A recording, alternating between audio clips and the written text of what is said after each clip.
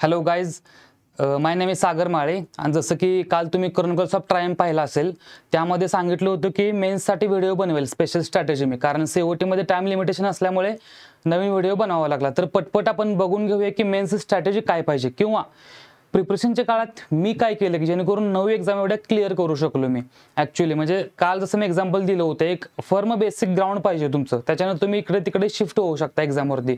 तर पटपट आपण बघून घ्या. पहिल्यांदा फ्लो कसा असेल, पहिल्यांदा माइंडसेट सांगेल मी बेसिक, किती दिवस लागतात वगैरे एक एक्झाम क्लिअर करायला, किंवा एक सब्जेक्ट लेवलअप करायला किती दिवस लागतात वगैरे, आणि त्याच्यानंतर सब्जेक्ट वाईज सांगेल, आणि शेवटी ॲक्च्युअल माइंडसेट काय पाहिजे मेन्ससाठी ते सांगून देईल. तर अशा प्रकारे लेक्चरचा फ्लो असेल. तर पटपट सुरू करून देऊ आपण. तर पहिल्या स्लाइडवरती दिसतंय बघा की मेन्स, खूप लोक म्हणतात की सर माझं मेन्स लगेच इम्प्रूव्ह झालं पाहिजे, आत्ता बॅच झाली आहे माझी, 2 महिन्यामध्ये एक्झाम आहे. तर असं होत नाही. पहिल्यांदा डोक्यात हे घ्या की ही जी मेन्सची लेवल डेव्हलप करण्याची प्रोसेस आहे ती टाईम घेईल. टाइम घेईल तर केवढा टाइम घेईल तो इथे मेन्शन केला आहे बघा मी. क्वांटसाठी पकडून चला अंदाजे. आणि हा व्हिडिओ एक डिस्क्लेमर देतो की कोणासाठी आहे, ज्यांचा स्कोअर 70 ते 75% वरती येतोय प्री, त्या लोकांसाठी हा व्हिडिओ आहे. तर क्वांटला पकडून चला एक 50 ते 60 दिवस लागतात तुम्हाला जनरली, इन जनरल प्रॉपर क्वांटची लेवल करायला. रिझनिंगला बघायला गेलं तर 40 ते 50 दिवसामध्ये रिझनिंग प्रॉपर होऊन जातं. इंग्लिशचा विषय असा आहे, बॅच सुरू झाल्यापासून ते मेन्सचं डेव्हलपमेंट होईपर्यंत एक 5 ते 6 महिने जातात. मी इथं मेन्ससाठी लिहिलं स्पेशली 3 ते 5 महिने, पण एक 5 महिन्यामध्ये पकडून चला start to end total English develop होऊ शकतं. आणि मेन्सचा अभ्यास करताना गडबड नाही करायची. आता जसं मगाशी सांगितलं मी की घाई गडबड करायची नाही. प्रत्येक गोष्ट अचीव करण्यासाठी त्याला थोडासा वेळ द्यावा लागतो. ज्या त्या गोष्टीला जो तो वेळ द्यावा लागतो. किंवा असं म्हणू शकता की कोई चीज़ पाने के लिए उस चीज़ को समय दो, और अगर उस चीज़ को समय नहीं दोगे आप, तो वो चीज़ समय आपको नहीं देगा. समय का ईगो कभी हर्ट नहीं करना, कारण समयचा ईगो जर हर्ट केला, वेळेचा ईगो तुम्ही हर्ट केला तर सरळ सरळ ते डिझास्टर असेल एक प्रकारचं. तर पाहूया आपण पटपट. सब्जेक्ट वाईज सांगतो आता पटपट मी. क्वांटसाठी जर एक 2022-23च्या आधीचं पेपर बघितलं क्वांटचं, तर व्हेरिएबल बेस्ड DI म्हणा किंवा अर्थमॅटिक एवढं येत नव्हतं. आजकाल काय व्हायला लागले, व्हेरिएबल बेस्ड DI जास्त यायला लागले, अर्थमॅटिक जास्त यायला लागलं. तर एक थोडक्यात काय, इन जनरल मान्य आहे तुम्ही अभ्यास करताय, बॅच लावताय, मॉक देताय, पण तुम्हाला एक्झामचा पॅटर्न चाललाय कुठं ह्याची नस पकडता आली पाहिजे. थोडक्यात एक्झामची नस पकडता आली पाहिजे. आणखी एक, क्वांटच्या मेन्समध्ये 2 टाईप आहेत, DI आणि arithmetic. I mean DI K slate आणि अर्थमॅटिक ते. तर अर्थमॅटिकचा कसा विषय आहे, बऱ्यापैकी सपोज 90 लोक 100 लोक मेन्सच्या पेपरला बसले, त्यापैकी जवळजवळ 90 लोकांना सगळं अर्थमॅटिक सुटत नाही. राहिलेलं 10% लोकांना सुटतं. त्यातलेही 2, 3, 4, 5 असे सुटतात. खास करून मी PO मेन्सबद्दल बोलतोय. रेग्युलेटरी बॉडीचं, RBI नाबार्डचं म्हणा, असिस्टंटचं, डेव्हलपमेंट असिस्टंटचं किंवा इन्शुरन्सचं, त्यामध्ये सुटतं, इझी असतं थोडंसं. पण PO मेन्सबद्दल बोलतोय मी. अर्थमॅटिक अवघड असतं. आणि मुळातच त्या पेपरचं नाव काय असतं मेन्सच्या, डेटा इंटरप्रिटेशन. ह्याचा अर्थ तुम्हाला DI जास्त करायचं आहे क्वांटमध्ये. तर क्वांटसाठी मी काय केलं होतं बघा, लेवल वाढवायची आपली. कशी वाढवायची, तर पकडून चला एकदम 0 लेवल आहे तुम्ही आणि टार्गेट करायला 100चं. असं होऊ शकत नाही. विराट कोहलीला सेंचुरी मारताना जर तुम्ही बघितलं असेल, कोणताही प्लेअर सेंचुरी ज्यावेळी करत असतो, असं नाही की 20 किंवा 30 बॉलमध्ये सेंचुरी केली. प्रॉपर पहिला 20-25 बॉलमध्ये ग्राउंडवरती सेट होतात ते बॅट्समन, त्याच्यानंतर चांगले चांगले शॉट खेळायला लागतात. तर माझं सांगणं असं की पहिल्यांदा सेट व्हा तुम्ही ग्राउंडवरती, एक पिचचा तुम्हाला अंदाज येऊ दे प्रॉपर, मग तुम्ही 6 मारू शकता पाहिजे तसा. Level up in the sense कसं, तुमची ॲनालिटिकल लॉजिकल लेवल आहे ती डेव्हलप झाली पाहिजे, लेवल वाढली पाहिजे तुमची. आता कशी वाढवायची लेवल ती, मेन्सचा अभ्यास करताना शक्यतो डायरेक्ट ज्यावेळी मेन्सवरती शिफ्ट होत आहे त्यावेळी PDF किंवा मॉक टेस्ट हे नका करू स्टार्टिंगला तुम्हाला लॉजिक डेव्हलप करण्यासाठी एखाद्या शिक्षकाकडून शिकणं आवश्यक आहे. लॉजिक ॲटलिस्ट लावायचं कसं आपण. आता तुम्ही चेस खेळला असेल तर त्यामध्ये डायरेक्ट खेळायला बसाल तर जिंकू शकत नाही ना. तुम्हाला माहीत पाहिजे हत्तीच्या चाली कशा असतात, प्यादा किती घरं चालतो, वजीर किती घरं चालतो, ह्या बेसिक गोष्टी माहीत पाहिजेत, किंवा तुम्हाला डोकं लावता आलं पाहिजे. डोकं आपल्यालाच लावायचं आहे. जसं की मी कायम सांगतोय, तुम्हाला जिंकून देण्याची धमक ही फक्त आणि फक्त तुमच्यात आहे, ती दुसऱ्या कुणातही नाही. ही वस्तुस्थिती आपण लक्षात घेतली पाहिजे. तसंच आहे अभ्यासाच्या बाबतीत. तुम्ही आपल्या ज्या ज्या टीचर्सकडून शिकताय तुम्ही, तर काय करायचं, पहिल्यांदा एक बेसिक लॉजिक लावायचं कसं याचे मेथड शिकून घ्या.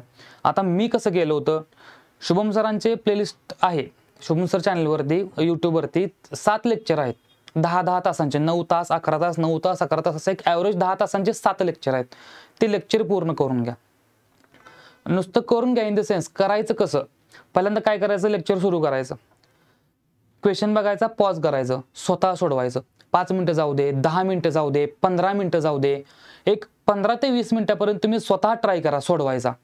जमलं तरी सोल्युशन बघायचं, नाही जमलं तरीही सोल्युशन बघायचं. आणि जेव्हा जमेल त्यावेळी काय करायचं, आपला अप्रोच आणि समोरच्या व्यक्तीचा अप्रोच काय आहे आपल्याला शिकवणारा, तो अप्रोच मॅच होतोय का बघायचं. मॅच करा असं म्हणत नाही, कदाचित तुमचा अप्रोच त्या व्यक्तीपेक्षा बेस्ट असू शकतो किंवा वाईस वर्सा, तुमचा अप्रोच खराब असू शकतो. खराब असेल तर शिकायचं, बेस्ट असेल तर अप्रोच चेंज करण्याची गरज नाही. पण सपोज तुम्हाला सॉल्व्ह नाही झालं तर प्रॉपर एकदा बघा सोल्युशन, बघितलं सोल्युशन परत थांबवायचं आणि परत विचार करायचा, सांगितलं काय ह्या गणितामध्ये स्टार्ट टू एंड समोरची व्यक्ती गेली कशी, कसं कसं लॉजिक डेव्हलप करायचं आणि लॉजिक डेव्हलप होतं कुठून. तुम्ही जे पॉज करता आणि स्वतः डोकं लावता 5 मिनिटं 10 मिनिटं 15 मिनिटं, ते ॲक्च्युअल जो टाईम आहे ना स्वतः डोकं लावतोय तो टाइम युटिलाइज होतोय तुमचं लॉजिक डेव्हलप व्हायला. तुम्हाला जरी माहित नसेल तरी सबकॉन्शियसली तुमचं लॉजिक डेव्हलप होत असते जेवढा तुम्ही वेळ द्याल स्वतःहून सॉल्व्ह करायला. असं करत करत ते 7 लेक्चर पूर्ण करा. त्या 7 लेक्चर नंतर एक लेटेस्ट सेशन होता शुभम सरांचे किंवा रिस्पेक्टिव्ह टीचर्स, एक लेटेस्ट 10 ते 15 लेक्चर्स करून घ्या. एवढं जर केलं तर मोर दॅन सफिशियंट आहे. क्वांटला तुम्ही प्रॉपर स्कोर घेऊ शकता, खास करून DI साठी. या प्रकारे मी डेव्हलप असंच केलं होतं. आता ॲक्च्युअली 7 आहेत ते मी केले होते त्यावेळी आय थिंक 2 ते 3 लेक्चर होते 10-10 तासांचे, पण ते डबल बघितलं होतं मी. आणि बाकी एक सेशन 20 ते 25 आय थिंक सेशन करून घेतलं होतं मी. त्यामध्ये एक proper basic bare minimum level set झाली माझी क्वांटची. त्याच्यानंतर काही अडचण नाही आली एवढी. लॉजिक अॅनालिटिकल ॲबिलिटीज डेव्हलपमेंट सांगितलं मी कशा प्रकारे होते. आणि फक्त एक क्वांटशी लिमिटेड नाहीये, रिझनिंगला पण ज्यावेळी तुम्ही पझल सोडवता, क्रिटिकल रिझनिंग सोडवता, ऑफलाईन प्रॅक्टिस करताना तुम्ही जो विचार करण्यात वेळ देताना, तो जो वेळ आहे का मधला गॅप, तुम्हाला गणित सॉल्व्ह होऊपर्यंत, म्हणजे तुम्ही रिडिंग करता त्याच्यानंतर मध्ये विचार करता आणि मग सॉल्व्ह करता, म्हणजे सॉल्व्ह होतं, फायनल उत्तर निघतं. ते फायनल उत्तर, ते रिडिंग, ह्याच्यामधला वेळ तुमचं लॉजिक डेव्हलप करत असतो ॲक्च्युअली. रिझनिंगचं बघा मी कसं केलं होतं, जे मिसलेनियस आहे त्याची प्रॅक्टिस एकदाच करून घ्या. सपोज मेन्सचं सिलॉग आहे, एक 100 सिलॉग मेन्सचे रिव्हर्स सिलॉग असतील, प्रॉपर ऑफलाईनमध्ये प्रॅक्टिस करून घ्या विदाउट टायमर. डिरेक्शन सेन्स मेन्सचं प्रॉपर विदाउट टायमर तुम्ही सॉल्व्ह करून घ्या. सेम जे टॉपिक आहेत मेन्स रिझनिंगचे ते करून घ्या. माझं सांगायला झालं टॉपिकचे सगळ्या प्रॅक्टिस केली होती, फक्त एक टॉपिक आहे इनपुट आउटपुट, कधीच नाही जमला मला. मॉकमध्ये पण मी कधीच नाही सोडवलं. आय थिंक पूर्ण प्रिपरेशनमध्ये होल फक्त एकच इनपुट आउटपुट सोडवलं मी मॉक टेस्टमध्ये स्मार्ट किड्स, बाकी कोणतंच इनपुट आउटपुट सोडवलं नाही मी. त्याचं कारण पण असं आहे, म्हणजे त्याला एकतरी खूप कॉन्सन्ट्रेशन देऊन लिहावं लागतं. आणि एवढं कॉन्सन्ट्रेशन देऊन लिहिलं आणि जर ते चुकलं कुठंतरी तुमचं लिहिणं, तर ते क्वेश्चनला तुम्ही तिथून नाही पिकअप करू शकत. तुम्हाला ॲट दी स्टार्ट पासून परत पिकअप करावं लागतं. आणि जेवढा वेळ तुम्ही दिलाय ना तो सगळा वेळ वाया जातो इनपुट आउटपुटचा. वाईस वर्सा पझल तुम्ही कंडिशन लिहिलेला असतात, कंडिशन परत लिहावं लागत नाही, पझल परत वाचावं लागत नाही. कोणताही टॉपिक घ्या डबल वाचावं लागत नाही, तुम्ही जिथून चुकलाय तिथून पिकअप करू शकता जर तुम्ही नोट प्रॉपर केलं असेल. पण इनपुट आउटपुटचं काहीही कळत नाही, तुम्हाला पूर्ण शून्यातनं चेक करावं लागतं परत. आणि हे लॉजिक मला पटत नाही. 5 मार्काचं नाही येऊ द्या आपल्याला, पण तिथं 10-15 मिनिटं घालणं मला पटत नव्हतं किंवा पटत नाही. परत पझल हां, तिथं सेग्रिगेशन केले मी, clerk mains, PO mains, insurance mains. Segregation का केले, माझ्या 4 मेन्स निघल्या POच्या म्हणतोय फक्त. SBI PO निघली, IBPS PO, SBI PO 2दा, IPS PO 2दा. RB PO काही क्लिअर झाली होती, पण SBI आणि IBPS ह्या 2 एक्झामची लेवल अलग आहे एकदम. ह्या पूर्ण 4 मेन्समध्ये फक्त एकच पझल सोडवले मी, SBI PO ला रिव्हर्स डिरेक्शन सेन्सचं पझल. तर सांगायचा उद्देश काय, PO मेन्सचा तुम्हाला पझल आलंच पाहिजे, नॉट नेसेसरी. तुम्हाला क्रिटिकल रिझनिंग येते, तुम्हाला मिसलेनियस येते, दॅट्स इनफ. एक पझल सुटलं तर चेरी ऑन द टॉप असं म्हणू शकतो आपण, किंवा दुग्ध शर्करा योग. तुम्हाला मिसलेनियस सगळं येते इन्क्लुडिंग क्रिटिकल रिझनिंग, आणि पझल सुटलं तर तुम्ही बॉस आहे रिझनिंगचे सरळ सरळ. त्यामुळं खूप लोक म्हणतात मेन्सचं पझल येत नाही मला, पीओ मेन्सचं, मी पीओ मेन्सचं बोलतोय पझल. तर ते सुटलं नाही तरी प्रॉब्लेम घ्यायची गरज नाही, कारण हार्डली एखाद दुसरा मुलगा तो पझल सोडवत असतो एक्झाममध्ये. एखाद दुसरा मुलगा आपल्याला फरक पडत नाही. म्हणजे काय, कॉम्पिटिशनमध्ये ते हार्ड आहे पेपर, नो डाऊट. IBPSचा, SBI POचा मेन्सचा पेपर हार्ड आहे. पण ते कोणालाच नाही सुटलं आणि तुम्हाला पण नाही सुटलं तर चिंता करण्याची काही गरज नाहीये. पण बऱ्यापैकी लोकांना ते सुटले आणि तुम्हाला नाही सुटलं तर चिंता करण्याची गरज आहे. असं काम आहे पझलचं. आता इन्शुरन्स आणि क्लर्क मेन्स किंवा RBI, नाबार्ड यांची मेन्स, ह्यामध्ये कसं असतं, एवढं हार्ड लेवलचं पझल येत नाही. SBI PO प्रीपेक्षा थोडंसं एक 20-25% अवघड पझल येतं. तर ते पझल तुम्हाला करावेच लागतील. मॉडरेट लेवलचे पझल करायचे, हार्ड लेवलचे पझल नाही करायचे. रोज एक कसे करायचे काय ते सांगेल मी हळूहळू. पण लक्षात ठेवा, PO मेन्सच्या पझलला फार महत्त्व द्यायचं नाही. असं क्रिटिकल रिझनिंग, त्याबद्दल बोलतो मी. क्रिटिकल रिझनिंग हा गेम चेंजर आहे. सरळ सरळ मी काल पण सांगितलेलं COT मध्ये की 99% जनतेला क्रिटिकल रिझनिंग येत नाही. आणि मुळातच 99% लोकांना जी गोष्ट येत नाही ती गोष्ट तुम्ही केली तर त्या 99% लोकांपेक्षा तुम्ही त्या विषयात पुढे जाल. CRचा विषय कसा आहे, एक तर तुम्हाला स्कोरिंग आहेच खूप, 5 ते 6 मिनिटात तुम्हाला 10 ते 12 मार्क मिळवून देऊ शकतो क्रिटिकल रिझनिंग. मला सांगा, एवढं फास्ट मार्क मेन्समध्ये मिळवून द्यायची ताकद कोणत्या सब्जेक्टमध्ये, किंवा रिझनिंगच्या बाबतीत म्हणतोय, कोणत्या टॉपिकमध्ये एवढा फास्ट मार्क मिळवू शकता तुम्ही? नाही मिळवू शकत. CRला मिळवू शकता. क्रिटिकल रिझनिंगचा सोर्स सांगितला मी. इनफायनाटेसिमल नावाचं एक चॅनल आहे, त्या चॅनलमधून तुम्ही क्रिटिकल रिझनिंगचे लेक्चर करून घ्या. करायचे कसे, तुम्हाला फर्स्ट टाइम समजणार नाही क्रिटिकल रिझनिंग, सेकंड टाइम पण नाही समजू शकत, पण तुम्ही 2-3दा लेक्चर बघितलं ना, तुम्हाला एक्झॅक्ट थिंकिंग पॅटर्न समजून जाईल क्रिटिकल रिझनिंग म्हणजे काय नक्की. हळूहळू लगेच समजणार नाही, तुम्हाला ते धीरे धीरे डेव्हलप करावं लागेल. त्यामुळे क्रिटिकल रिझनिंगला महत्त्व द्या. तुम्ही नक्कीच कॉम्पिटिशनमध्ये पुढे जाल. आणि तुम्हाला ज्या व्हिडिओत सांगतोय मी ह्याच गोष्टी मी केल्या होत्या. जनरली कसं असते, जे बाकीच्या जनतेला येते ते आलंच पाहिजे आपल्याला, आणि बाकीच्या जनतेला जे येत नाही त्यातलं 50% जरी आलं तर तुम्ही कॉम्पिटिशनमध्ये खूप पुढे निघून जाल. त्यापैकी क्रिटिकल रिझनिंग एक आहे. त्याच्यानंतर सेक्शनल मॉक लवकर सुरू करा असं लिहिले मी PPT मध्ये. त्याचं कारण असं आहे, रिझनिंगचा सिलेबस फार तर मेन्स 30 ते 40 दिवसामध्ये होऊ शकतो. सेक्शनल मॉक काय करायच्या, सबमिट करून सोडवायच्या. कुठल्या गाईडलीच्या, RRB क्लर्क मेन्सच्या, RRB PO मेन्सच्या सबमिट करायच्या. आठवड्यातून एक 3 मार्क किंवा 2 मार्क रिझनिंगच्या सबमिट करायच्या आणि सोडवायच्या निवांत प्रॉपर. त्यामधून प्रॅक्टिस होते मस्तपैकी, तुमचं लॉजिक डेव्हलप होते. कारण मॉक टेस्ट शिवाय दुसरा मॉक टेस्ट इतका चांगला सोर्स दुसरा कोणता नाहीये रिझनिंगसाठी. सबमिट करून मॉक सोडवायच्या, कारण मी पण तेच केलं होतं. सबमिटेड मॉक्स. इंग्लिशच्या टायटलमध्येच मी लिहिलंय गेम चेंजर. इंग्लिशच्या वेळी काल COT मध्ये बोलताना मी सांगितलं होतं की इंग्लिश हे एक असं आहे की ब्रह्मास्त्र आहे तुमचं. क्वांट मधलं D आहे आणि इंग्लिश हा सब्जेक्ट आहे, सरळ ब्रह्मास्त्र आहे. आणि याचा विषय असा आहे, ज्याला येतंय त्याला खूप चांगल्या प्रकारे येते, आणि ज्याला येत नाही त्याला एकदम वीक असते. म्हणजे सेक्शनलचं पण त्याचे वांदे असतात इंग्लिशसाठी. तर इंग्लिशला इथं बोलेल मी एक 5 मिनिटं, पण एकदम डिटेलमध्ये माझ्याच नावाचा एक व्हिडिओ आहे, सागर माळी इंग्लिश स्ट्रॅटेजी. 15 ते 20 मिनिटं प्रॉपर इंग्लिशवरती बोललोय मी. तो व्हिडिओ बघून घेतला तर जास्त फायदा होईल तुम्हाला. तर पण मी एक नजर टाकून होती इंग्लिशला कसं करायचं. इंग्लिश डील मेकर किंवा डील ब्रेकर मेन्ससाठी. आणि जनरली मुलांना सांगणं आहे माझं, तुम्ही प्रीवरती फोकस करा. पण तुम्हाला नोकरी कोणती एक्झाम देणार आहे, मेन्स, मग मेन्सच्या मागे जास्त लागा तुम्ही. प्री फार अवघड नाही. प्रीचा माइंडसेट कसा असतो वगैरे ते ऑफलाईन सेशन घेतले होते मी, त्यामध्ये सांगितले. किंवा जरी तुम्हाला ऑनलाईन सेशन घेतलं नसेल मी प्रीसाठी, तरी प्रीला सगळे गायडन्स करू शकतात. जे मला एवढ्या 9 पोस्ट भेटल्या तर का भेटल्या, तर माझा मेन अरेना आहे मेन्सच्या एक्झाम. लीड प्रत्येक मेन्सला मला चांगली होती, कारण भरपूर अशा काही गोष्टी आहेत की स्वतःहून शिकत गेलो मी. ट्राय अँड एरर झाला भरपूर, त्यामध्ये शिकत गेलो. नंतर कळलं ह्या बेस्ट पॉसिबल मेथड आहेत. हे जेवढ्या सगळ्या PPT सांगतोय मी किंवा तुम्हाला मगापासून नॉलेज सांगितले, ह्या बेस्ट पॉसिबल मेथड आहेत मेन्स डेव्हलप करण्याच्या, मेन्सची लेवल डेव्हलप करण्याच्या स्टेप बाय स्टेप. तर इंग्लिश डील ब्रेकर किंवा डील मेकर असं का म्हणतोय मी. क्वांट आणि रिझनिंगला मेन्सला स्कोर होत नाही PO मेन्सला. तुम्हाला स्कोर होतोय फक्त आणि फक्त इंग्लिशला.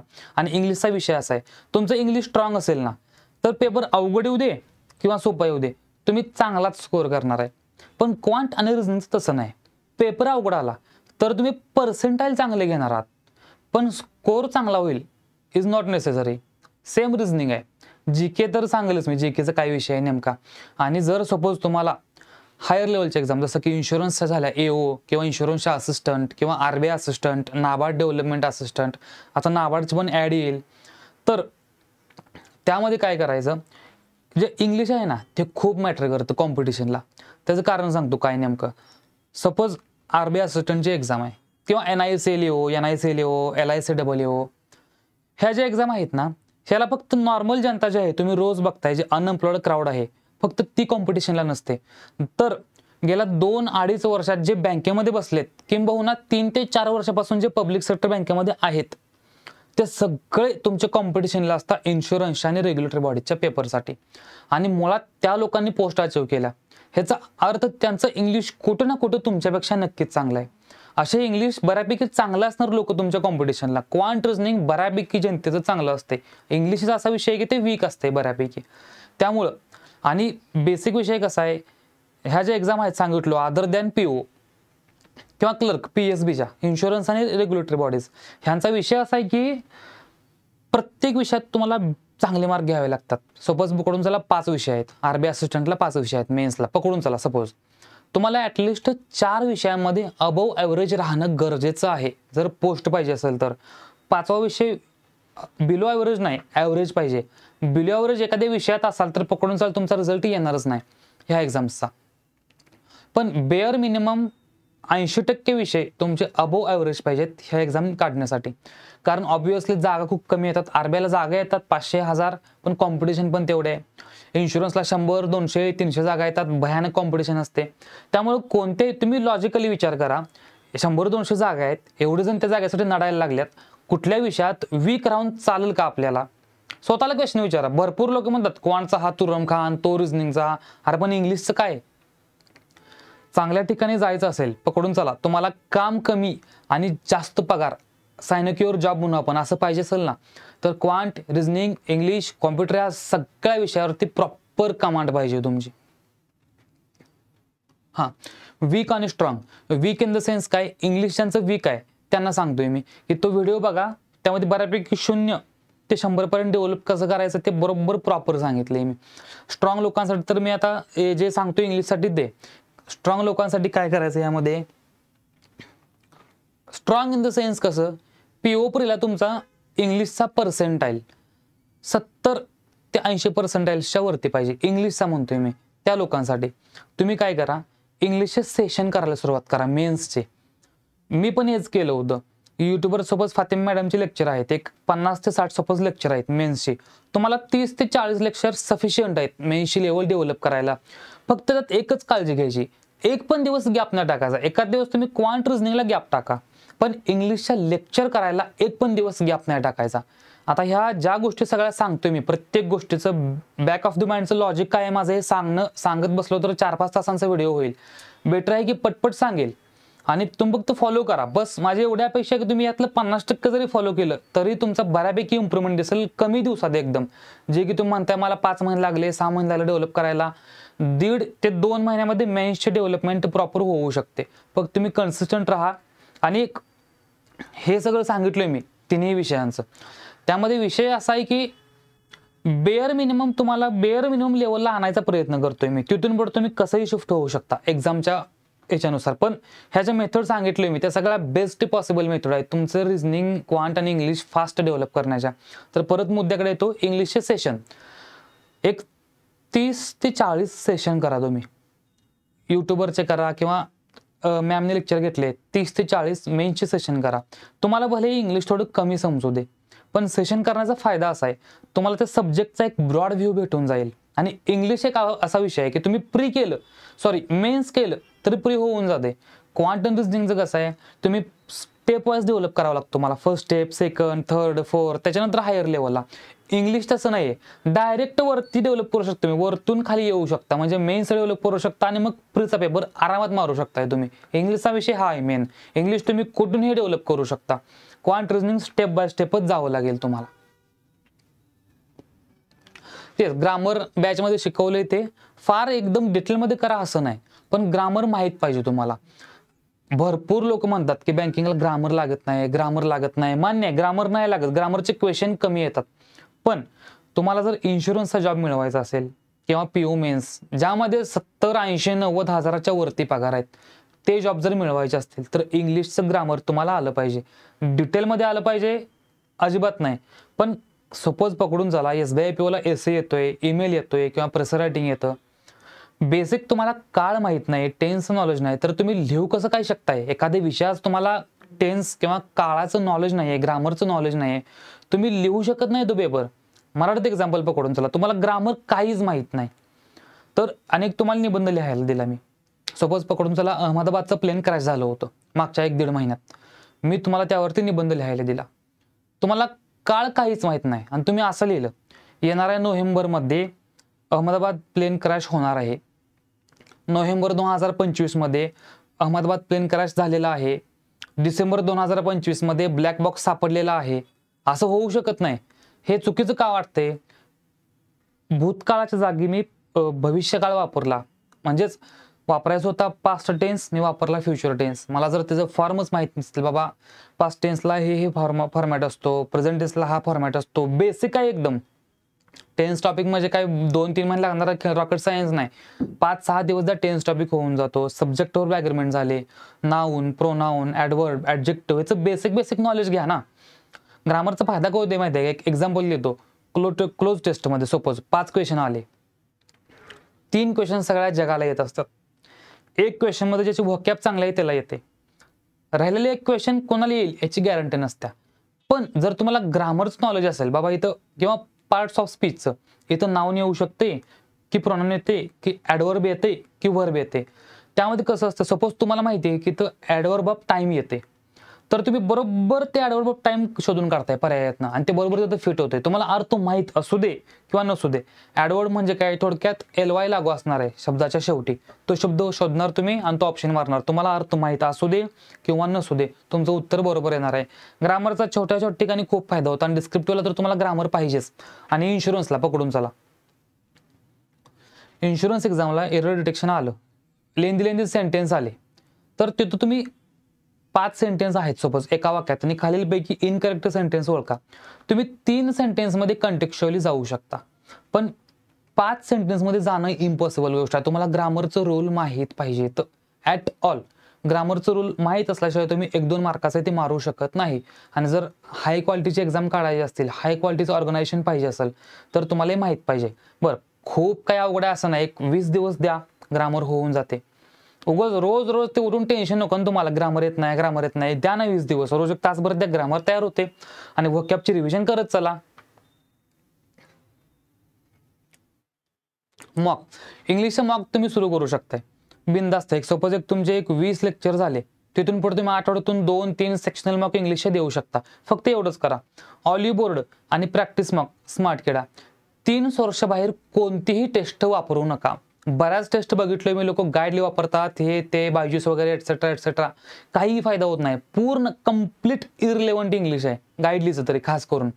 फक्त आणि फक्त ऑलिव्ह बोर्ड आणि प्रॅक्टिस मॉक, दुसरा कोणताच सोर्स तुम्ही वापरू नका. कारण मार्केटमध्ये बघितले मी, खूप वेगवेगळे सोर्स वापरतात पण इम्प्रूव्हमेंट होत नाही. त्यामुळे stick to your sources. Cross reading काल मी सांगितलं. क्रॉस रिडिंग म्हणजे काय? जर तुमची डेव्हलपमेंट तुम्हाला फास्ट करायची असेल, एकदम फास्ट, 1.5-2 महिन्यात तुम्हाला प्रॉपर इंग्लिशची ॲटलिस्ट कम्प्रेन्शन समजलं पाहिजे प्रॉपर. काय करायचं? सपोज 1 तारखेला पेपर वाचायचा, 2 तारखेला पुस्तक, 3 तारखेला पेपर, 4 तारखेला पुस्तक, 5 तारखेला पेपर, 6 तारखेला पुस्तक. असं का करायचं थोडक्यात सांगतो. पुस्तक वाचलं की तुमचं स्पीड वाढतं आणि पेपर वाचला की तुमची ॲनालिटिकल कॅपॅसिटी किंवा समजण्याची क्षमता वाढते इंग्लिश. मग काय करायचं? तुम्ही क्रॉस असल्यामुळे काय होतं, एक दिवस तुमचं एक दिवस तुम्ही स्पीडवर काम करता, एक दिवस ॲनालिसिसवर काम करता, एक दिवस स्पीडवर काम करता, एक दिवस कम्प्रेन्शन चांगलं करता. ह्याच्यामुळे डेव्हलपमेंट साइड बाय साइड होते इंग्लिशची. त्यामुळे क्रॉस रिडिंग करा इंग्लिशसाठी. इंग्लिशचा माइंडसेट सांगितलोय मी, काल सीओटीत पण सांगितलोय, आता पण सांगतोय. तुम्ही जर इंग्लिशला निग्लेक्ट केलं तर लिहून घ्या, तुम्हाला सायनेक्युअर जॉब भेटणार नाही. सायनेक्युअर म्हणजे काय सांगितलंय मगाशी. इंग्लिशला तुम्ही प्रिपरेशनच्या वेळी स्किप केला तर इंग्लिश तुम्हाला रिझल्टच्या वेळी 100% स्किप करणार. जीके जीकेचा विषय असा आहे, ते चाललं तर खूप, नाही चाललं तर डायरेक्ट आदळते जमिनीवरती. कारण जीकेचा विषय असा आहे, जीके म्हणजे एक समुद्र आहे, त्यातल्या कुठल्या माशाचं डायमीटर काय आणि साईज काय विचारतात, काय भरोसा नेमकं.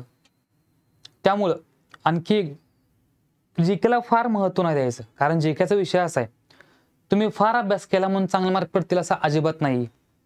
वाईस वर्सा, तुम्ही क्वांटचा अभ्यास चांगला करा, तुम्हाला चांगले मार्क पडणार. तुम्ही इंग्लिशचा अभ्यास चांगले करा, तुम्हाला चांगले मार्क पडणार. तुम्ही रिझनिंगचा अभ्यास चांगले करा, चांगले मार्क पडणार. पण असं जीकेच्या बाबतीत अजिबात नाहीये ॲट ऑल. त्याचं कारण सांगितलं मी, एकदम अनसर्टन विषय आहे तो. त्यामुळे शुअर मार्कांच्या मागं पळा तुम्ही. जे अनसर्टन मार्क्स त्यांच्या मागं पळू नका.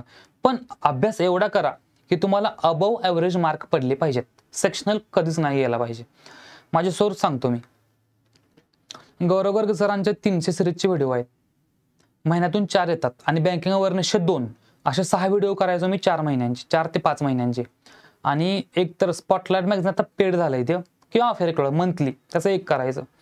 सपोज तुम्हाला वाटते गौरव गर्ग सर इनकन्सिस्टंट आहे, व्हिडिओ टाकत नाही लवकर, तर शीतल शर्मा म्हणून एक मॅडम आहेत, शीतल शर्मा, त्यांचे लेक्चर तुम्ही करू शकता.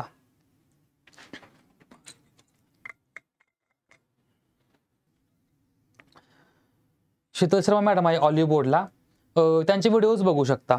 आणि आता इथं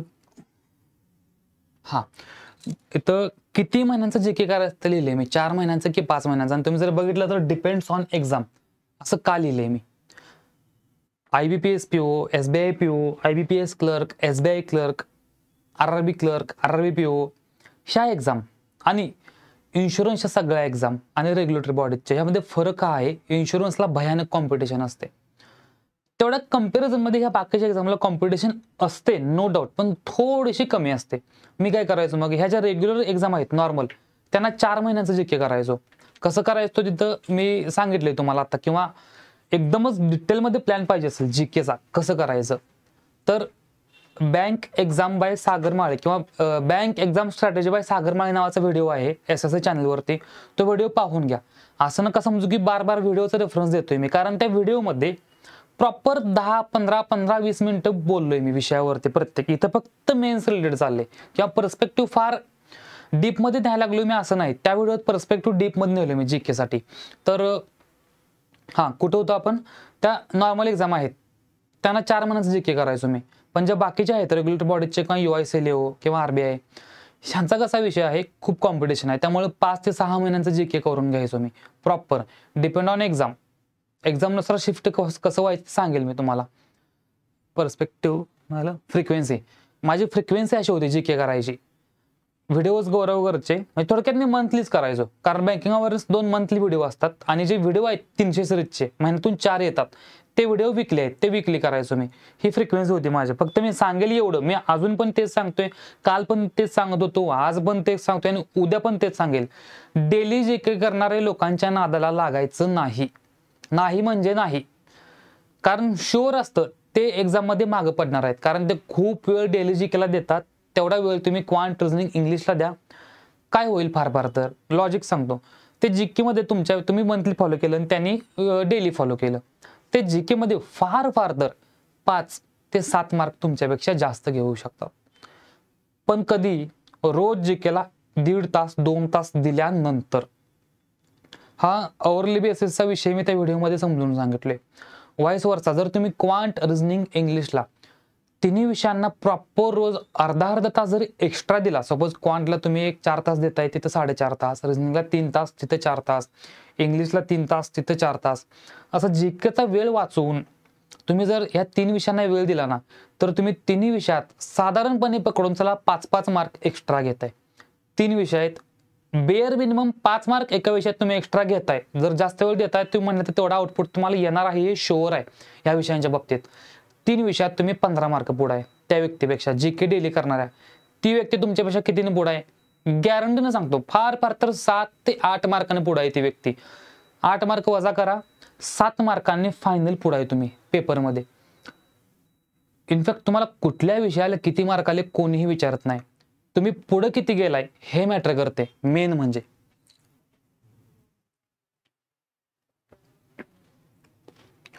जीकेची बेस्ट पॉसिबल मेथड आहे ते मी सांगितलंय व्हिडिओमध्ये पण. एकदम म्हणजे बेस्ट पॉसिबल मेथड म्हणजे वर्स्ट मेथड अवॉइड करा, एवढंच काम आहे जीकेचं. मॉक टेस्ट, मेन्सच्या मॉक टेस्ट सुरू कधी करू शकता तुम्ही? तर हे सगळं रुटीन आहे तिन्ही विषयांचं.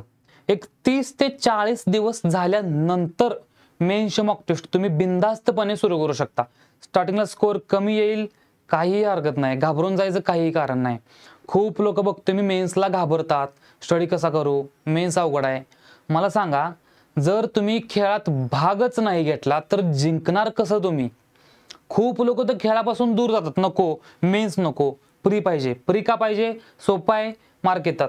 जर एवढं सोपं असतं बँकिंगची एक्झाम, जर पकडून चला अवघड आहे पण तुम्हाला ते करायचं आहे, पण जर सोपं असतं तर प्रत्येक घरात बँकर बनला असता, प्रत्येक घरात सरकार नोकरी असते. तसं होत नाही, कारण कमी लोक त्या फिअरला पुढे सरून, किंवा आपण डर के आगे जीते माउंटेन ड्यू तसं काम आहे ते. थोडं घाबरणं मागं सोडून एक पाऊल पुढे चला ना, खेळात भाग घ्या, हळूहळू शिकाल तुम्ही. प्रॉपर कोचेसचा वापर करा, मस्तपैकी शिकून घ्या डाव, सगळे आरामात डाव मारताय तुम्ही फायनली. हा, हे 10-10-10 काय आहे सबमिट. तर ज्यावेळी एक 15 ते 20 दिवस होतील ना, किंवा पकडून चला 20 ते 30 दिवस, त्यावेळी काय करा, सबमिट करून मॉक द्या तुम्ही. आता हे जे सगळं सांगतोय मी, तुम्ही तुमच्या टाइम पिरियडमध्ये बसवून घ्या. हे फक्त सांगतोय करायचं काय नेमकं, किंवा मी काय केलं होतं. 10-10-10 काय करा तुम्ही, सब्जेक्टच्या मॉक टेस्ट सबमिट करून सोडवा. सपोज आज क्वांट मेन्सची सोडवली, उद्या रिझनिंग मेन्स, सोमवारी क्वांट, मंगळवारी रिझनिंग, बुधवारी इंग्लिश, परत गुरुवारी क्वांट, शुक्रवारी रिझनिंग, शनिवारी इंग्लिश. सबमिट करून 10-10 मॉक सोडवा. सबमिट करून मॉक सोडल्याचा फायदा काय होतोय? तुम्हाला एक्झॅक्टली काय येतंय आणि काय येत नाही हे मेन्सला माहित पाहिजे पेपरला. आणि हे कधी कळते? खूप लोक सांगतात तुम्हाला की तुम्हाला येतंय तेच सिलेक्ट करा, येतंय तोच क्वेश्चन सोडवा, क्वेश्चन सिलेक्शन चांगलं पाहिजे. अरे पण क्वेश्चन सिलेक्शन चांगलं पाहिजे म्हणजे काय नेमकं? क्वेश्चन उचलायचे कसे ते कळतंय कसं? तर तुम्हाला काय येत नाही आणि काय येतंय ह्याची जाणीव पाहिजे. भयानकरित्या तुम्हाला स्वतःची जाणीव पाहिजे, काय येतंय काय येत नाही. मला विचारलं त्यावेळी आरबीआय असिस्टंट व्हायच्या आधी पीओ मेन्स, 4ही पीओ मेन्स म्हणतोय, किंवा आरबी पीओ पण पकडून चला 6 पीओ मेन्स, त्यामध्ये मला माहिती होतं अर्थमॅटिक कुठलं कुठलं येत नाही मला, CISI येत नाही, नंबर सिस्टम येत नाही, टाइम वर्क येत नाही, स्पीड टाइम डिस्टन्स येत नाही, प्रोबॅबिलिटी येत नाही, परम्युटेशन कॉम्बिनेशन येत नाही. हे जिथं जिथं क्वेश्चन दिसतील स्किप, डायरेक्ट स्किप, नेक्स्ट. त्याच्याकडे मला बघायचंच नाही. होतंय कसं, तुम्हाला थोडंफार येत असते, मग ट्राय करायला जात आहे, मग वेळ जातोय.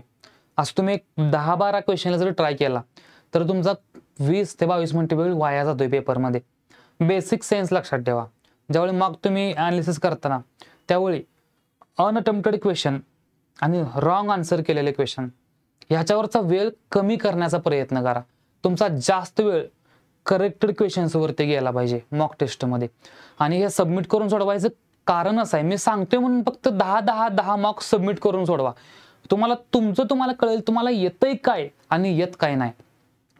सपोज तुम्हाला 6-7 टॉपिक येत नाहीत पण तुमचा स्कोर चांगला येतोय पर्सेंटाईल, तर ते मागवळून बघायची गरज नाही, ते टॉपिक केले नाहीत तरी चालेल मेन्ससाठी. पण तुमचा स्कोर 60-70 किंवा 70-60च्या खाली येतोय पर्सेंटाईल मेन्सला, तर समजून चला तुम्ही जे टॉपिक स्किप करताय त्यातले ॲटलिस्ट 2-3 टॉपिक करणं गरजेचं आहे. शिफ्ट अकॉर्डिंग टू एक्झाम ह्याचा अर्थ काय? बघा, तुम्ही ऑब्झर्व केलं असेल, बँकिंगला का आला तुम्ही, खूप लोकांचं एक बेसिक कारण असतं, खूप साऱ्या एक्झाम आहेत, सिलेबस सेम आहे. मान्य आहे सिलेबस सेम आहे, पण परत तेच सांगतोय, प्रत्येक एक्झामचा सिलेबस सेम आहे, क्वेश्चनची लेवल वेगळी आहे. सिलेबस जर सेम असेल तर त्या एक्झामचा अप्रोच किंवा ते एक्झाम क्लिअर करण्याचा अप्रोच हा वेगळा आहे प्रत्येक एक्झामचा. त्यामध्ये प्रामुख्याने 3 कॅटेगरी करतोय मी, 3 कॅटेगरीज. कोणत्या कोणत्या? पीओ मेन्स जे आहेत, एसबीआय पीओ आणि आयबीपीएस पीओ, ह्या एक कॅटेगरीमध्ये. त्यानंतर इन्शुरन्सच्या मेन्स आणि आरआरबी पीओची मेन्स आणि रेग्युलेटरी बॉडीजच्या मेन्स ह्या एका कॅटेगरीमध्ये, आणि आयबीपीएस क्लर्क आणि एसबीआय क्लर्क ह्या एका कॅटेगरीमध्ये. जर डिफिकल्टी लेवल वाईज तुम्हाला विचारायला गेला तर SBI PO mains, IBPS PO mains आणि एसबीआय क्लर्क मेन्स ह्याची लेवल हायेस्ट. त्याच्या खालोखाल आरआरबी पीओ मेन्सची लेवल, त्याच्या खाली इन्शुरन्सच्या मेन्स आणि रेग्युलेटरी बॉडीजच्या मेन्स येतात. त्यामुळे प्रत्येक एक्झामचा अप्रोच वेगळा आहे. मागाशी मी तुम्हाला सांगितलं पझल पीओ मेन्सला घेतलंच पाहिजे असं काही नाहीये, पण इन्शुरन्स आणि क्लर्क मेन्स ह्यावर तुम्हाला पझल घ्यावे लागतील. एक्झाम वाईज अप्रोच चेंज करावा लागतो सरळ सरळ. तो का चेंज करावा लागतो? तुम्ही बघा, एसबीआय पीओचा कटअप फार फार तर किती लागतो? 250 पैकी 60, 70, 80 ह्याच्या घरातच कटअप लागतोय. फार फार तर 30 ते 35% मार्क लागतात तुम्हाला एसबीआय पीओला. सेम केस आहे आयबीपीएस पीओ. पण तुम्ही आरबीआय असिस्टंट बघा, यावेळी 120चा कटअप आहे, किंवा आरआरबी पीओ बघा 87, 88, 100 कटअप आहे. इन जनरल काय, ह्या ज्या रेग्युलेटरी बॉडीज आहेत किंवा इन्शुरन्स एक्झाम आहेत, ह्यांना साधारणपणे 60 ते 70% मार्क्स लागतात तुम्हाला पेपर क्लिअर करायला, किंवा लीड चांगली घ्यायला 60 ते 70% मार्क्स पाहिजेत. ह्याच्यावरूनच कळून येते ह्या एक्झामचा कटअप 60 ते 70% जातोय आणि पीओचा कटअप 30 ते 35% जातोय. त्यामुळे पीओची एक्झाम अवघड आहेत. एक्झाम वाईज शिफ्ट कसं व्हायचं? एक पकडून चला, तुम्ही जर RRB PO, RRB clerk, pre mains ह्या 2 एक्झामचे प्री आणि मेन्स तुमची जर कमांड असेल ना प्रॉपर, अख्खं कॅलेंडर गाजवू शकताय तुम्ही. कुठलाही पेपर असू दे, इन्शुरन्सचा असू दे, पीओ मेन्स असू दे, आरआरबी क्लर्क, आरआरबी पीओ, तुम्ही पक्के खेळाडे पाहिजे ह्या 2 एक पेपरचे. आता माझा युआयसी लेवलला 19वा रँक आलाय ऑल इंडियात, आणि आरबीआयला 4था नंबर आहे. महाराष्ट्रामध्ये 4था रँक आहे आरबीआय असिस्टंटला. तर ह्यामध्ये वेगळं काय केलं मी? भले आरआरबी पीओ झाल्या माझे, होऊन गेलाय पेपर, तरीही युआयसीएल एओच्या आदल्या दिवशी सुद्धा माझ्या आरआरबी पीओच्या मार्क देत होतो मी. कारण काय, इन्शुरन्सच्या एक्झाम ह्या आरआरबी क्लर्क मेन्सपेक्षा थोड्याशा अवघड आणि आरआरबी पीओ पेक्षा थोड्याशा सोप्या येतात. त्यामुळे मी काय करायचो, बेस्ट पॉसिबल ग्राउंड अचीव करण्यासाठी आरआरबी पीओच्या मार्क द्यायचो युआयसीएल एओ साठी. आरबीआय असिस्टंटसाठी काय केलो, आरबीआयच्या मार्क तर होत्याच, पण मॉक संपतात सगळ्या मेन्सच्या जवळजवळ माझ्या मॉक संपू नये, प्रॉपर युटिलाइज व्हावे म्हणून मी त्यामध्ये आरआरबी क्लर्क मेन्स पण मॉक इन्क्लूड केल्या होत्या. त्यानं काय व्हायचं, आरबीआय असिस्टंटची एक्झाम थोडीशी अवघड येते आरआरबी क्लर्क मेन्सपेक्षा. त्यामुळे त्या लेवलला किंवा ते ग्राउंड मी अचीव करावं म्हणून आरआरबी क्लर्क मेन्सच्या पण टेस्ट देत होतो. ऍक्च्युअली मी आजपर्यंत कधी आरआरबी क्लर्कचा फॉर्म नाही भरला, पण आरआरबी क्लर्क मेन्सचा अभ्यास मात्र केलाय प्रॉपर, कारण ती लेवल मला इन्शुरन्स किंवा रेग्युलेटरी बॉडीचं पेपर काढायला मदत करेल. सोर्सेस, ऑलिबोर्ड, प्रॅक्टिस मॉक, स्मार्ट किडा, गाईडली, मॉकचे सोर्सेस आहेत. फक्त डिस्क्लेमर एवढाच आहे की गाईडलीचं इंग्लिश इररिलेव्हंट आहे, ते तुम्ही सबमिट केलं तरी चालेल, काय अडचण नाही गाईडलीच्या इंग्लिशसाठी. परत how to manage pre and mains mock. बऱ्यापैकी लोकांचं क्वेश्चन आहे की मी प्री आणि मेन्स कसं मॅनेज करू. मी एक्झाम्पल घेऊन सांगतो ह्यावरच्या आयबीपीएस पीओचं. सपोज मी तुमच्या जागी असतो आज ह्या वर्षी 17 की 18 ऑगस्टला आयबीपीएस पीओची प्री आहे, आणि तिथून पुढे 1-1.5 महिन्यात मेन्स असेल, सप्टेंबर एंड किंवा ऑक्टोबरमध्ये मेन्स असेल आयबीपीएस पीओची. इन जनरल कसं असतं, ज्यावेळी नोटिफिकेशन येईल पेपरची, पेपर क्लिअर कोण करतं ते सांगतो मी. कुठल्या लोकांचे चान्सेस जास्त असतात पेपर क्लिअर करण्याचे, तर नोटिफिकेशन ज्यावेळी येते त्यावेळी ज्या लोकांचा मेन्सचा 60 ते 70% अभ्यास झालाय तेच लोक प्रबळ दावेदार असतात पेपर काढायचा, स्ट्रॉंग कंटेंडर ज्याला म्हणू आपण. कारण मी हे का सांगतोय जाणून बुजून, भरपूर मुलं मुली येतात, सर माझी प्री निघते, आता स्कोर येतोय, नोटिफिकेशन आल्या आणि आता मला मेन्स सुरू करायचं आहे. अरे नाही निघणार मेन्स. तुमच्यापेक्षा कितीतरी लोक मागच्या वर्षीचे, त्याच्या मागच्या वर्षीचे कॉम्पिटिशनला जे मेन्सचा अभ्यास करून बसलेत, त्यांनी 2 वर्ष मेन्सचा अभ्यास केलाय. तुम्ही आता सुरू करताय, नोटिफिकेशन येऊन 10-12 दिवस झाले, तर तुम्ही कसं टिकणार आहे त्या स्पर्धेमध्ये? इम्पॉसिबल गोष्ट आहे तुम्ही स्पर्धेमध्ये टिकणं. ही अपेक्षा करूच नका की नोटिफिकेशन आल्यावर मी मेन्सचा अभ्यास सुरू करणार प्री झाल्यावर, आणि नोटिफिकेशन आलं त्यावेळी माझा प्रीचा स्कोर 70-80% राहील, मी प्री क्वालिफाय होते म्हणून मेन्स करू. निघत नाही. परत रिपीट करतो, ही महत्वाची गोष्ट आहे. ज्यावेळी एक्झामची नोटिफिकेशन आलेली असेल, ती कोणतीही एक्झाम असो, नोटिफिकेशन आल्याच्या आधी किंवा त्या दिवसापर्यंत तुमचा 60 ते 70% मेन्सचा अभ्यास कंप्लीट पाहिजे. मॉक टेस्ट द्या असं म्हटलं नाही मी, पण तुमचा अभ्यास कंप्लीट पाहिजे 60 ते 70%. 1 मिनिट द्या, पाणी पितो मी. बस करा.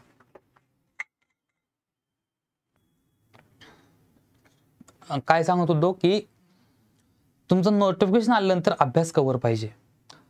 नॉट नेसेसरी की तुमचा मॉकचा पर्सेंटाईल मेन्सचा 60-70 पाहिजे. नो डाऊट तुम्ही एकही मॉक अटेम्प्ट केलेली नाही, काहीही हरकत नाही, पण तुमचा अभ्यास कंप्लीट पाहिजे मेन्सचा. तरच तुम्ही स्ट्रॉंग कंटेंडर आहात. नाहीतर ऑलरेडी तुम्ही त्या एक्झामच्या बाहेर आहात हे समजून घ्या. आणि हा काही वीक पॉईंट नाहीये. ठीक आहे ना, तुम्ही बाहेर आहे, तुम्हाला कळलंय बाबा माझा मेन्सची तयार नाहीये सध्या, 60-70% अभ्यास नाही झाला, ती द्या ना सोडून एक्झाम. मस्तपैकी 50 सपोज तुमचा 40% अभ्यास झालाय मेन्सचा, अजून 1-1.5 महिना द्या, प्रॉपर तो अभ्यास 70-80% करून घ्या आणि नेक्स्ट एक्झाम टार्गेट करा. सिंपल. हा, प्री आणि मेन्स मग मॅनेज कशा करायचं ते सांगतो तुम्ही. काय करायचं, सपोज मी काय केलं होतं, एक बेअर मिनिमम ग्राउंड अचीव करून ठेवलं होतं. आता पकडून चला माझी 17 ऑगस्टला पीओची प्री आहे. मी काय केलं असतं, तर सपोज 15 जुलैपासून सांगतोय मी, तिथून पुढं किंवा पकडून चला 1 जुलैपासून पकडू आपण, 1 जुलै 2025 पासून पकडूया. ॲड आली आहे, 17 ऑगस्टला प्री आहे, सपोज सप्टेंबर एंडिंगला मेन्स आहे किंवा ऑक्टोबर स्टार्टिंगला. तर काय करायचं, प्रीचा जो पेपर आहे ना, त्याच्या जर तुमचा पर्सेंटाईल 70 ते 80च्या वरती येत असेल तरच ही मेथड तुम्हाला अप्लाय होईल. काय करायचं, प्रीच्या 8 ते 9 दिवस आधी फक्त आणि फक्त प्रीचा अभ्यास करायचा. त्याच्या अगोदर सपोज 17 ऑगस्टला प्री आहे, तर 1 जुलैपासून 6 ते 7 ऑगस्ट पर्यंत जेवढा तुम्ही अभ्यास करता त्या अभ्यासातला साधारणपणे 60 ते 70% वेळ हा मेन्सच्या अभ्यासाला द्यायचा. उरलेला 20 ते 30% वेळ फक्त प्रीला द्यायचा. कधी 5 ते 6 ऑगस्ट पर्यंत किंवा प्री एक्झामच्या 8 ते 9 दिवस आधी. परत काय करायचं, 7 ऑगस्ट ते 10 ऑगस्ट मेन्सचा टच नाही सोडायचा. ॲटलिस्ट रोज 2 DI 4-5 पझल मेन्सचे सोडवायचे.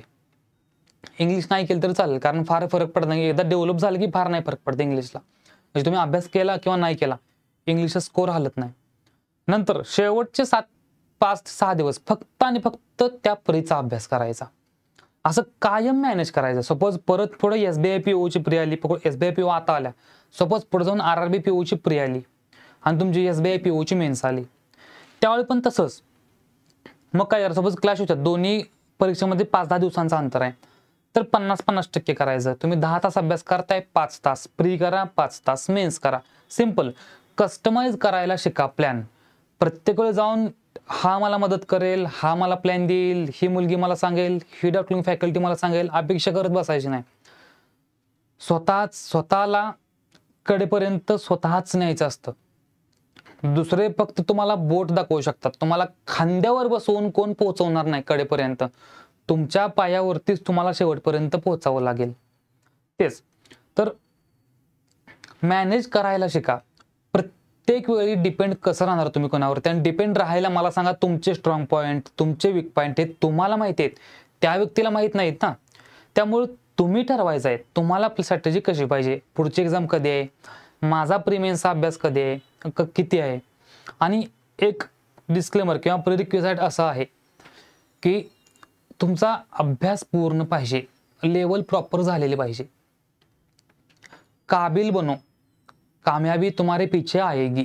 इन द सेन्स डिझर्विंग बना तुम्ही त्या पोस्टसाठी. ऑटोमॅटिक पोस्ट तुमच्याकडे चालत येईल. हां, आफ्टर 60 डेज. तेच हे सगळं शेड्यूल झालं सुपर. जे पूर्ण टोटल क्वांट रिजनिंग इंग्लिश सांगितलं होतं पूर्ण झालं. तुम्ही 60-70 दिवस तुम्ही केलं सगळं. त्याच्यानंतर 60 दिवसानंतर प्री आणि मेन्सच्या फक्त मॉक टेस्ट सुरू करू शकता. तुम्ही डायरेक्टली मॉक टेस्ट सुरू करू शकता.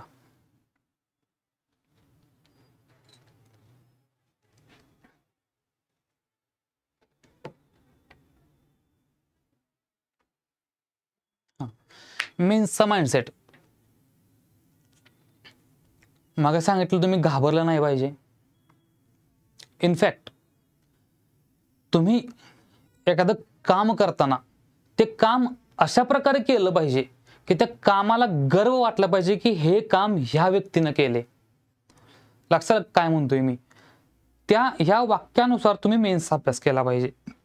तुम्ही मेन्सचा अभ्यास करताय ना, तो इतक्या चांगल्या प्रकारे करायचा की तुमच्यापेक्षा चांगल्या प्रकारे तो अभ्यास कोणीच नाही करू शकलं पाहिजे. आणि कदाचित मी ही स्ट्रॅटेजी फॉलो केली होती आणि म्हणून माझे 9 रिझल्ट आले. म्हणजे थोडक्यात काय, माझे सर्कमस्टान्स मी स्टडी करायचो. मला किती येते, कितपत येते, कुठले एक्झाम किती दिवसांवरती आले, माझा अभ्यास किती आहे, त्यानुसार मागचं शेड्यूल करायचो मी. लिटरली वहीमध्ये प्रॉपर असं कॉलम बनवून ऑलिबोर्ड PM स्मार्ट किडा टेस्ट नंबर 1 2 3 4 ऑलिबोर्ड झाली टिक करायचो, स्मार्ट किडा टिक करायचो, डेट पण लिहायचो, ह्या एवढ्या तारखेला एवढ्या टेस्ट द्यायच्या आहेत, एवढ्या तारखेला एवढ्या टेस्ट द्यायच्या आहेत. प्रॉपर सगळं होलसम ऑपरेशन तुम्हाला प्लॅनिंग करता आलं पाहिजे. आणि आणखी एक गोष्ट, प्लॅनिंगसाठी 100% दुसऱ्यावरती डिपेंड राहायचं नाही. स्वतःच्या अभ्यासाचं प्लॅनिंग स्वतःला करता आलं पाहिजे ॲट ऑल. तरच तुम्ही पोस्टपर्यंत लवकर पोहोचाल. स्टोन ब्रेकिंग याचा अर्थ काय आहे? एक्झाम्पल देतो. परवा एक मुलगा आला होता, कॉल आला होता मला, परत मला सर भेटायचं आहे, मला मेन्सचा स्कोर वाढत नाही.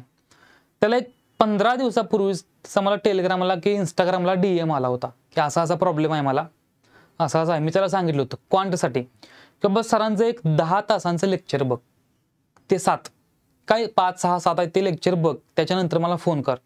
कसं बघायचं काय त्याला सगळं व्हिडिओ बघ म्हणलो आणि तो करून घे. त्याचा 10 दिवसात मला फोन आला, मला भेटायचं, तुम्ही औरंगाबादला आलाय मला कळलंय, संभाजीनगरला आलाय ते मला कळले, मला भेटायचं आहे. ठीक आहे म्हणले. भेटायला आला होता. मला म्हणला सर मला स्कोर वाढना क्वांटचा, मी गेले 7-8 दिवस तुम्ही सांगले तसं फॉलो करतोय, स्कोर वाढना. त्याला म्हटलं बाळ तुला लाज वाटते का राहू की तुला सांगितलं ॲटलिस्ट 1 महिना फॉलो कर, तू 7-8 दिवस फॉलो केलेस आणि आलायचं स्कोर वाढत नाही म्हणून. असं नसतंय मेन्सचं, एवढं लक्षात ठेवा. तुम्ही धीर सोडू नका. ह्या जगात पेरलेलं कधीच वाया जात नाही. तुम्ही एखाद्या गोष्टीला वेळ द्या, ती गोष्ट तुम्हाला तेवढाच आउटपुट देणार आहे. तुम्ही चांगलं कर्म करा, तुम्हाला चांगलं कर्म वापस फिरून येणार आहे. तुम्ही वाईट कर्म करा, 100% वाईट कर्म तुमच्या वाटणीला सुद्धा येणार आहेत. असं तर सांगायचा उद्देश काय होता? सांगितले ॲटलिस्ट बाबा 1 महिना फॉलो कर, मग बघणार रिझल्ट. 8 दिवस फॉलो करतोय आणि मला म्हणते मार्क वाढेना, असं कसं होईल बरं? सांगायचा उद्देश हा होता. तुम्ही जेव्हा रस्ते करतात त्यावेळी ते खडे फोडतात बघा, ते मोठे मोठे दगड फोडत असतात, त्यावेळी बघितलं असेल. 1 घाव घालतात, 2 घाव घालतात, 3 घाव घालतात, नाही फुटत. पण ॲटलिस्ट 20-21व्या घावाला तो दगड फुटतो. मी मेटाफोरिक एक्झाम्पल देते, 20 किंवा 21. मला ॲक्च्युअली माहित नाही किती लागतात, पण एवढं माहिती आहे की कुठल्या ना कुठल्या एका घावामध्ये दगड फुटणार आहे. किंवा झाड जे तोडतो आपण, झाड तोडताना मोठं कुऱ्हाडीनं घाव घालतो, भरपूर तुटत नाही, पण कुठल्या ना कुठल्या घावाला ते तुटते. ह्याचा अर्थ असा आहे का की त्या एकाच घावामुळे तो दगड फुटला किंवा त्या एकाच घावामुळे ते झाड पडलं? तर बिलकुल नाही. तुम्हाला पण माहिती आहे, ते झाड तोडण्यासाठी किंवा तो दगडाचे तुकडे करण्यासाठी त्या एका घावाच्या आधी 100 घाव घातलेत. मागं इतिहासामध्ये बघितलं तुम्ही किंवा फिजिक्सचं एक्झाम्पल जर बघितलं दगडाचं, ते एक दगड फुटण्यासाठी फक्त ती एक पॉवर पुरेशी नव्हती. त्यासाठी त्याच ताकदीनं त्या एक ठोक्याच्या आधी असे कितीतरी ठोके मारलेत, तेव्हा कुठे ते दगडाचे तुकडे झाले, तेव्हा कुठे ते झाड पडलं. सांगायचा उद्देश काय? तुम्ही घातलेला एकही घाव वाया जाणार नाही, तो तुम्हाला प्रगतीकडे नेणाराच असेल. त्यामुळं असं नका समजू की 7-8 दिवस तुम्ही घाव घालत राहा, 30 दिवस 40 दिवस, ॲटलिस्ट 50व्या दिवशी का असणार तुम्हाला इम्प्रूव्हमेंट दिसेल. 100% इम्प्रूव्हमेंट दिसणार. पण तुम्ही थोडंसं धीर धरला पाहिजे. आणि तेच घावाची स्टोरी लक्षात ठेवा. जितनराम मांझे माहिती असेल तुम्हाला, I think. Increase the brain stamina, हे खूप महत्वाचं आहे. टेस्ट क्रिकेट बघताय तुम्ही, मी PO मेन्सचं सांगतो. टेस्ट क्रिकेट तुम्हाला रन करायचे आहेत, पण खूप स्लो पद्धतीने रन करायचे आहेत. महत्वाचं काय आहे तिथं? टिकून राहणं क्रीजवरती. म्हणजे मेन्स कसं आहे माहिती आहे का? 1600 मीटरची रेस आहे मेन्स. म्हणजे तुम्हाला फास्ट पळायचं नाही किंवा स्प्रिंट मारायची नाहीये. तुम्हाला 1600 मीटर फक्त कव्हर करायचं आहे. माझं टार्गेट काय असायचं सांगतो. पीओ मेन्सला मला माहिती असायचं बऱ्यापैकी पोरांची बुद्धी किंवा ब्रेन कुठंपर्यंत स्ट्रेच होऊ शकतो, 1.5 तास मॅक्स. तिथून पुढं बघा तुम्ही दम टाकायला लागताय सरळ सरळ ब्रेनकडून. तुमचा ब्रेनला तेवढं सहन नाही होत किंवा तुम्ही एक्झॉस्ट होताय, बेचैन होताय सरळ सरळ की आता नाही होत यार, खूप डोकं लावलं. असं नाही. तुमच्या ब्रेनचा 3 ते 3.5 तास स्टॅमिना पाहिजे पेपरमध्ये. तो थकला नाही पाहिजे. त्याला कसं थकून द्यायचं नाही. तर एक मिनिट. तुमच्या ब्रेनचा स्टॅमिना चांगला पाहिजे. 3 तास तुमचा मेंदू तग धरला पाहिजे. त्यासाठी आर्टिफिशियल वे सांगतो आणि मग स्पिरिच्युअल वे सांगतो. कॅफिनचा इंटेक वाढवायचा बॉडीमध्ये. कॅफिन म्हणजे काय, ते डेअरी मिल्क कॅडबरीमध्ये असतं, 5 स्टारमध्ये असतं, चॉकलेटमध्ये असतं. थोडक्यात गोड गोड पदार्थ जास्त खायचे. त्यामुळे कॅफिन वाढते आणि मेंदूला झोप नाही येत. थोडंसं मेंदू स्ट्रेच करायला लागतो. त्याच्या आधी किंवा काय म्हणू आपण त्याला, नॅचरली काय करायला पाहिजे. तर नॅचरली एका दिवसात 3 तास स्टॅमिना वाढणार नाही तुमचा. बेटर हे आहे की आज मॉक टेस्ट द्या नॉर्मल तुम्ही पीओ मेन्सच्या. आठवड्यातून एक द्या. ज्यावेळी पीओ मेन्स येईल त्यावेळी किंवा मेन्स येईल त्यावेळी मॉक टेस्ट देऊन तुम्ही फक्त एवढं करायचं, हलायचं नाही इकडं तिकडं, फक्त डोकं लावायचं 3-3.5 तास सोडवायची प्रॉपर. इकडं जातो तिकडं जातो, फोन आला नाही, पूर्ण प्रॉपर DND मोडला जाऊन 3 तास 3.5 तास काय असेल ती मॉक द्यायची प्रॉपर. ब्रेनचा स्टॅमिना वाढला ना तुम्हाला. म्हणजे पीओ मेन्सला काय आहे थोडक्यात, तुम्ही कमी सॉल्व करा पण 3 तास तुमचा मेंदू जरी चालला तरी तुमची पोस्ट निघत्या. कारण मोस्ट ऑफ दी लोक 1.5-2 तासात दम सोडून टाकतात पीओ मेन्समध्ये. तुम्ही फक्त दम नाही सोडायचा, शेवटपर्यंत टिकून राहा पिचवरती. मॅच तुमच्या हातामध्ये. Difference between PO mains, insurance mains आणि रेग्युलेटरी बॉडीजच्या मेन्स. डिफरन्स बऱ्यापैकी मगाशी एक्सप्लेन केला आहे मी. पीओ मेन्स हार्ड असतात, इन्शुरन्स आणि रेग्युलेटरी बॉडीज इक्वल लेवल असते, त्यानुसार शिफ्ट करू शकता तुम्ही. Avoid short content. Short content in the sense काय, शॉर्ट्स बघू नका यूट्यूबच्या किंवा रील, व्हॉट्सअपचे स्टेटस. 30-30 सेकंदांचे व्हिडिओ किंवा 15 सेकंदांचे व्हिडिओ बघू नका. त्यानं कॉन्सन्ट्रेशन हलतंय तुमचं. बेटर तुम्हाला टाइमपास करायचा ना 3 तासाचा मस्तपैकी पिक्चर बघा, पण शॉर्ट कंटेंट कन्झ्युम करू नका. Too many words which can be used like म्हणजे काय, एवढं सगळं डेव्हलप केलं तुम्ही, आता वापरायचं काय. पकडून चला, तुम्हाला पर्सेंटेज चांगले येते एकदम, खूप सारे हाताळत तुमच्याकडे, वापरायचं कोणतं. पर्सेंटेज खूप चांगल्या प्रकारे येते. पण पीओ मेन्सला DI इतका घाण आलाय किंवा RBIच्या मेन्सला, NICLEOच्या मेन्सला इतका घाण DI आलाय की तुम्ही सॉल्व्ह नाही करू शकत. मग ती पर्सेंटेजची तलवार बळजबरीनं बाहेर काढायची गरज आहे का, नाही. कारण ते कोणाला असल्यानंतर तेवढं ताकदीनं ते अवघड सेट केलंय एक्झाम सेटरनं किंवा जे पेपर सेट करण्यासाठी त्यांनी खरंच तुम्ही अडकावय म्हणून तो DI सेट केलाय. तर त्यात उगाच जाऊन वेळ नाही वाया घालवायचा. हाताला सगळं आहे तुमच्याकडं. म्हणजे क्वांट चांगले येते, रिझनिंग चांगलं येते, इंग्लिश चांगलं येते, GK चांगलं केलं. पण डिपेंड हे आहे की कुठल्या टायमाला कुठलं हत्यार यूज करताय तुम्ही. रामायण बघितलं असेल, रावणाला एवढे बाण मारले भगवान श्रीरामांनी, पण शेवटी एकच बाण लागला एकाच पॉइंटला. त्यांना रिअलाइज झालं की त्यांना सांगितलं बिभीषणनं की इथं मारल्यानंतरच तो रावण मरण पावेल. तसंच तुम्हाला कळलं पाहिजे कुठल्या टायमाला कुठलं हत्यार बाहेर काढायचं. खास करून इन्शुरन्स आणि रेग्युलेटरी बॉडीज ह्याला बऱ्यापैकी पेपर मॉडरेट येतो, तुम्ही बऱ्यापैकी तलवारी बाहेर काढू शकता. पण पीओ मेन्स आणि IPS पीओ मेन्स, SBI आणि IBPS, तलवार आणि ढाल दोन्ही तुमच्याकडे पाहिजे. अवघड क्वेश्चनाला ढाल पाहिजे, समोरचा वार सहन करायची ताकद पाहिजे. सोपा आला, मॉडरेट आला, समोरच्यावर वार करायची ताकद पाहिजे आपल्याला. ते माइंडसेटचं बोललोय मी. प्रत्येक एक्झाम नुसार तुमचा माइंडसेट शिफ्ट करून घ्या तुम्ही.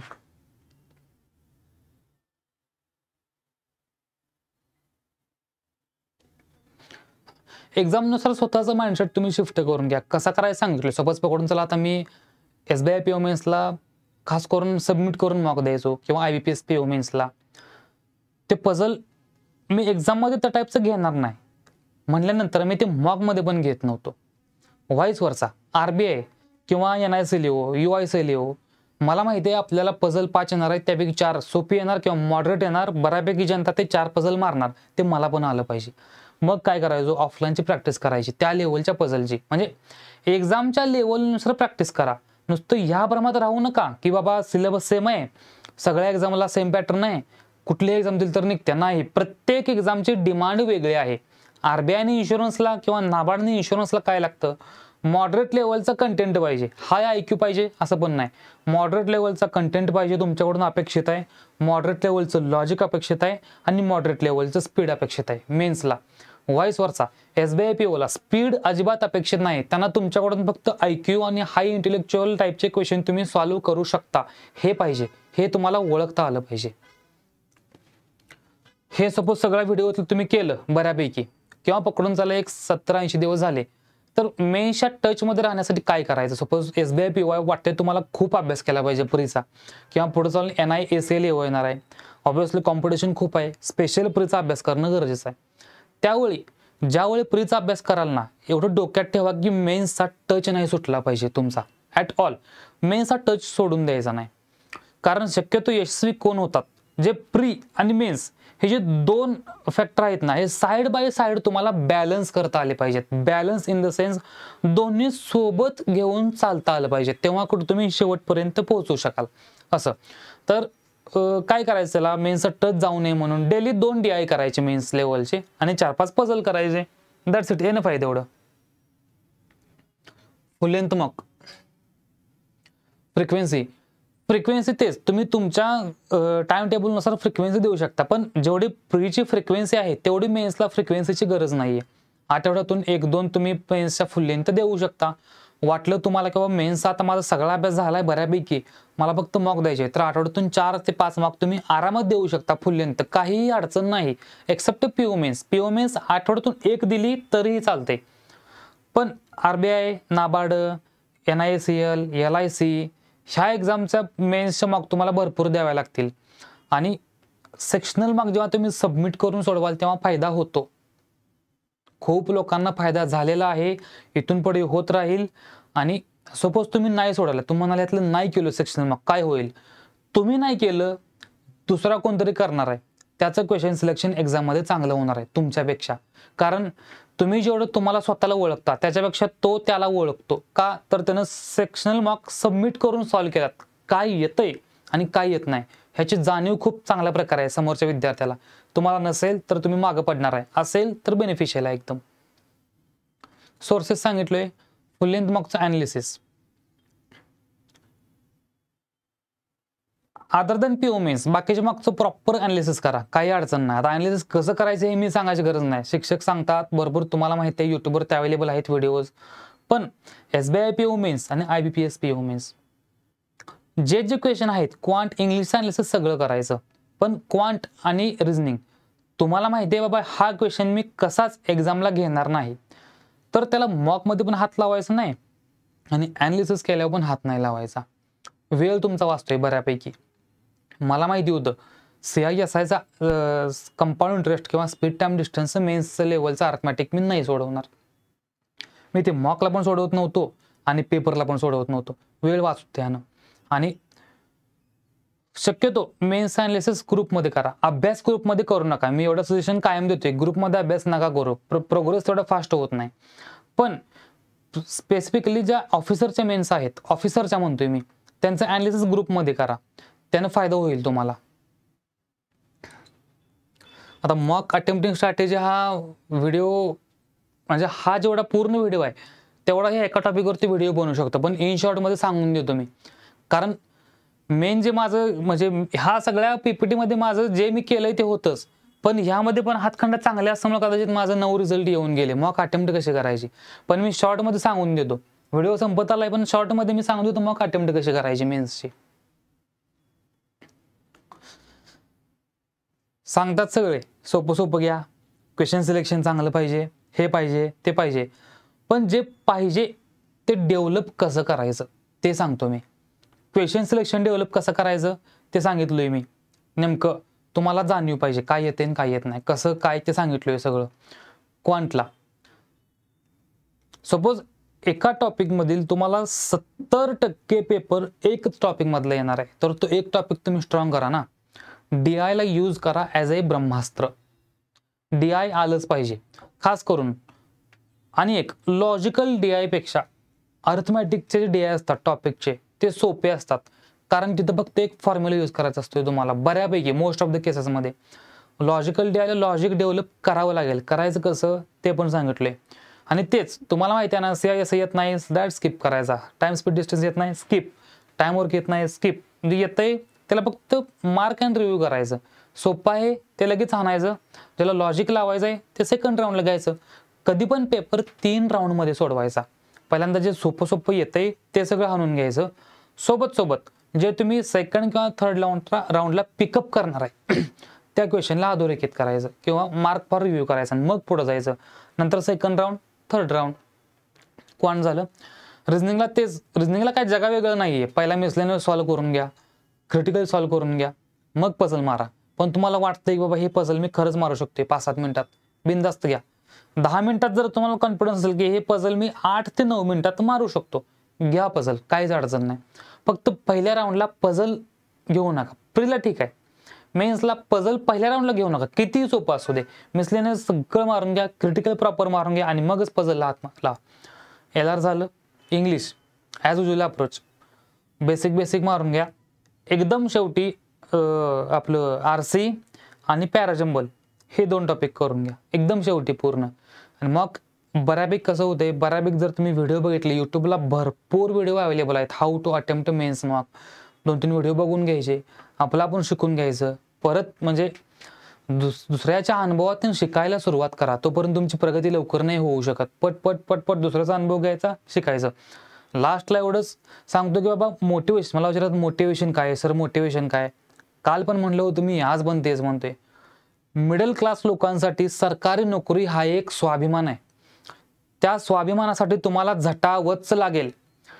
एक घर का एक बच्चा अगर सरकारी नौकरी में लग जाए तो उसका, उसके माँ बाप का, उसकी फैमिली का, इन सभी लोगों का 2-3 पीढ़ियों तक अच्छा होता है सब.